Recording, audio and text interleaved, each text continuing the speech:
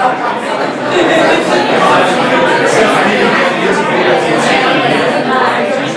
everybody. Hello? Hello? Okay. Hi.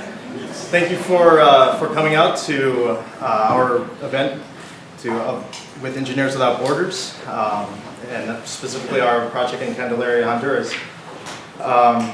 First, we will hear a little bit about what Candelaria is from our chapter president, Liz Jensen. And afterward, we will get on to the classical and jazz that you've all come here for. All right? Thank you.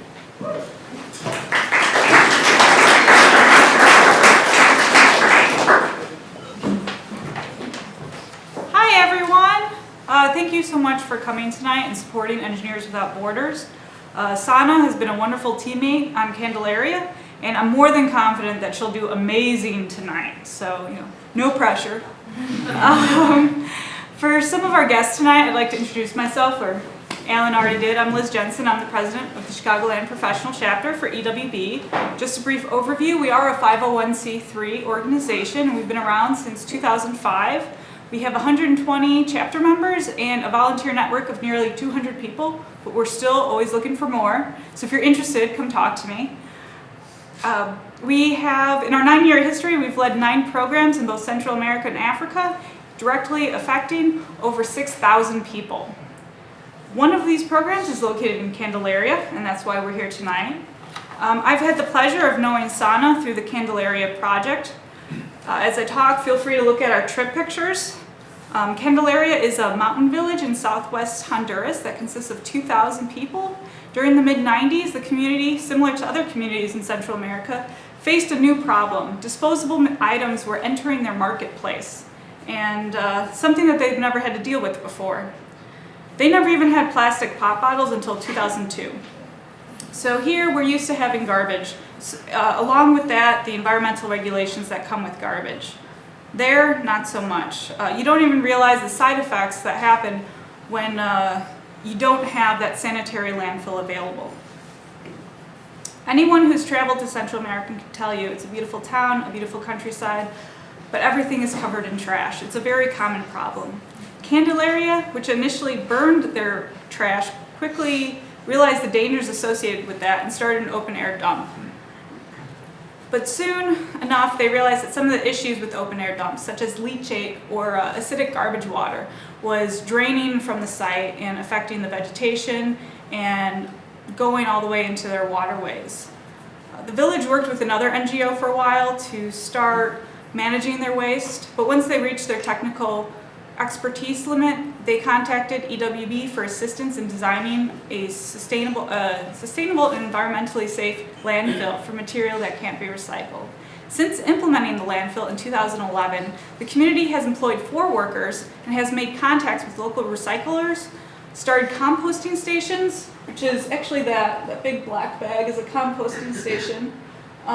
It's a concrete slab, and inside the slab is PVC pipes, and it drains all that compost tea, which they collect, which is very, has a lot of it's nutrient rich for the farming, agriculture. So they've started composting stations, and they're hoping to start a plant nursery. In addition, they're also looking at micro-business opportunities for those recycled materials. They're incredibly proactive, and when you go down there, people are just so happy to talk to you. And there's so many just aspirations for this site. All of these operations support the waste management site financially, and right now we've turned over the waste management site to the community, and it's their responsibility, which they've taken over with vigor. One problem, though, that we did discover while implementing the sanitary landfill was the medical waste disposal issue. There's a medical clinic in town. They have used syringes that they dispose of in red plastic bags, and it goes into the landfill.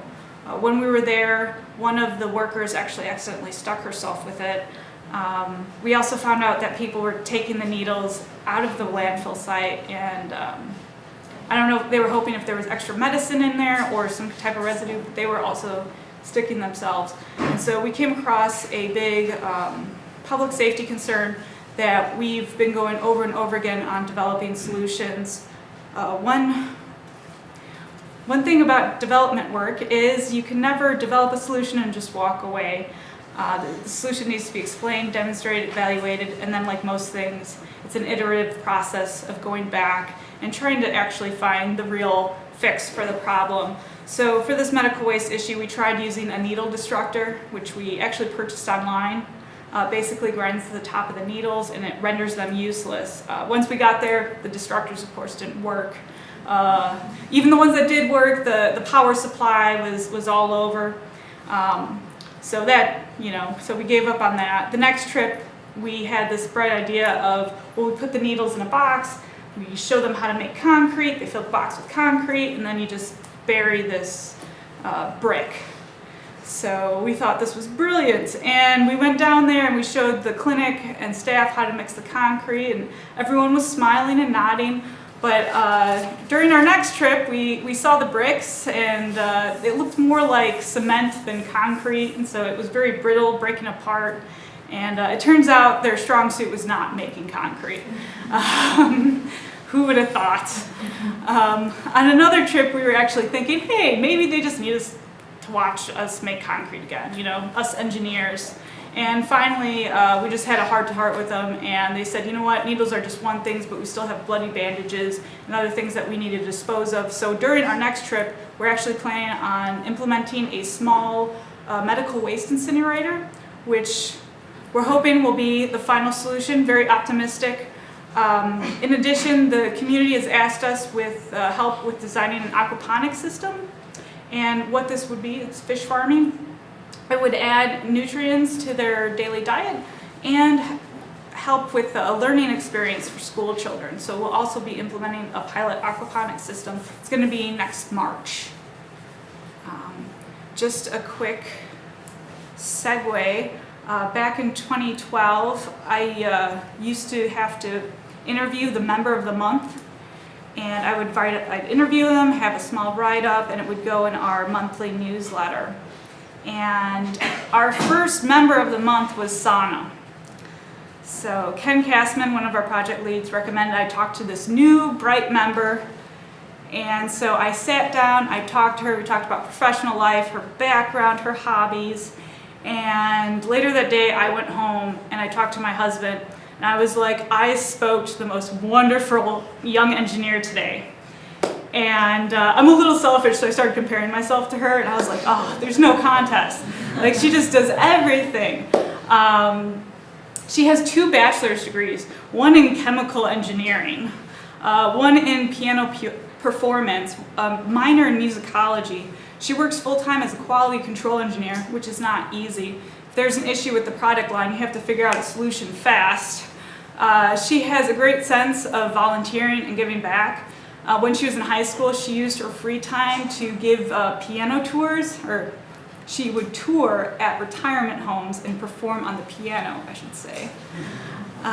So we're really lucky to have Sana as part of our organization. She's been instrumental in helping us with this medical waste issue, which we're going to solve.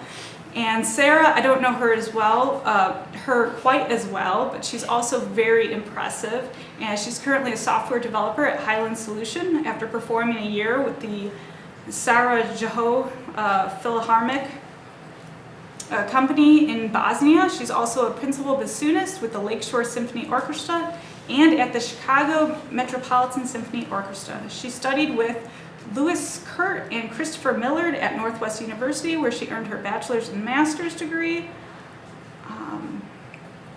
And so with that, I'm going to switch it over to Alan again so he can introduce our performers.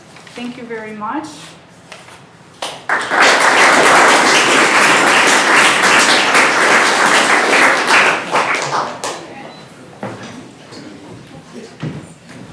Good. And with that, I would like to introduce our 2 performers, Sana and Sarah. And they will be beginning with a classical set, and then we will go into intermission, and we will conclude with a jazz set. So, Sana and Sarah.